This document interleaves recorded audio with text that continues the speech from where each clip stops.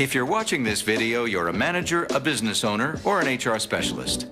Welcome to the Roadmap for Employers. Over the next few minutes, we'll take a look at one very special group of employees, men and women with learning disabilities, and how they fit into your workplace. We'll touch on the myths and give you the facts. We'll show you how employers and workers are overcoming barriers and creating better workplaces for all their people, and how they're enjoying the rewards. So what's our goal? Better results for everyone, employers and employees alike.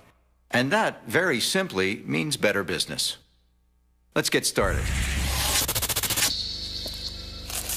Nothing could be farther from the truth. Where people with LD are different is how they learn and retain information.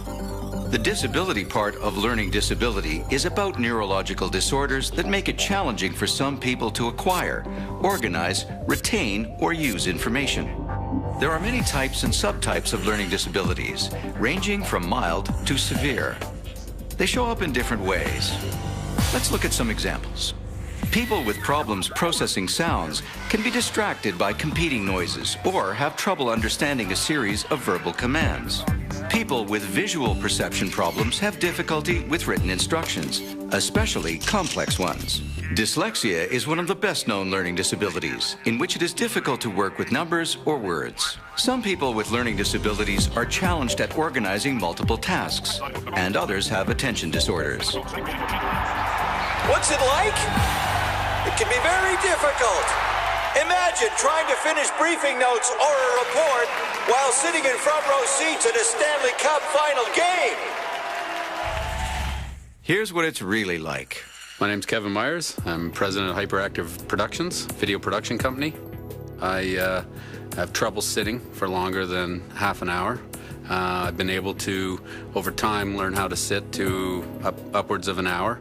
But at that point, I have to definitely get up and move around, feel that I'm not enclosed in any area. When it comes to reading scripts and proposals, it takes me a lot longer than most people. I'm able to shut the door and really concentrate. I read little bits at a time, you know, and then read them again to the point where it's actually sunk in and I know what the writer is trying to get across. Well, I'm a video producer, and so colorblind's always been a bit of an issue. But luckily, I have scopes, so I know if the colors are right.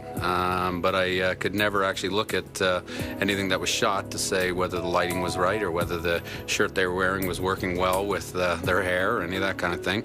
But I've always got the right people around me to make sure that this kind of thing is taken care of and that they can see colors, and so that's how that's been taken care of. People that have learning disabilities are not dumb.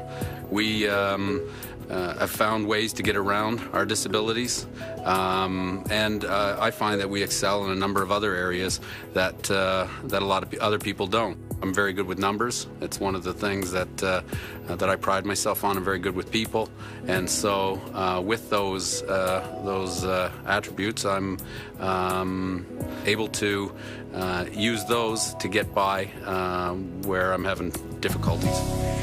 Fact is, learning disabilities can affect job productivity and personal self-image if workers are put in positions where failure is likely.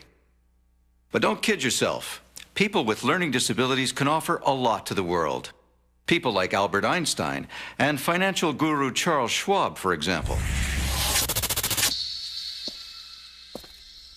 Not true.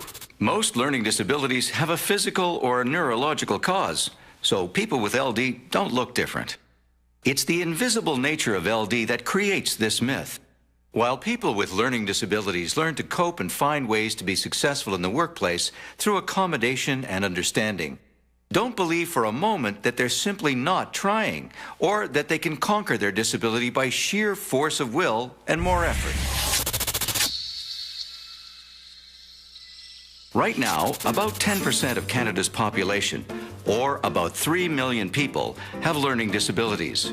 That's 1 in 10. In the workforce, that number drops significantly because many employers are not yet fully accustomed to enabling diversity.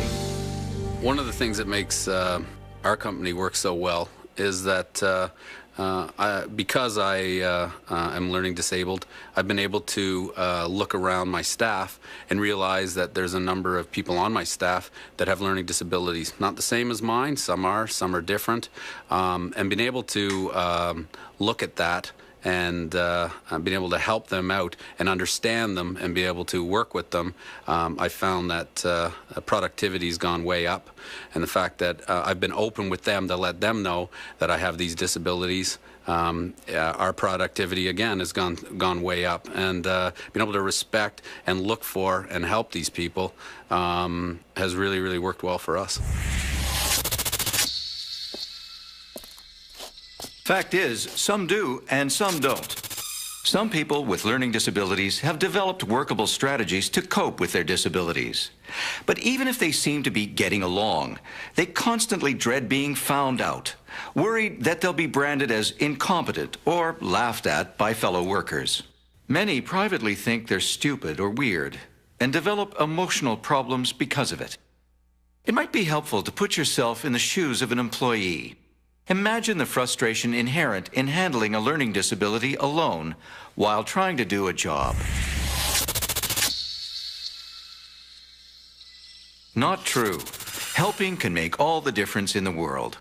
It's critical to work together to recognize the problem and deal with it positively and openly.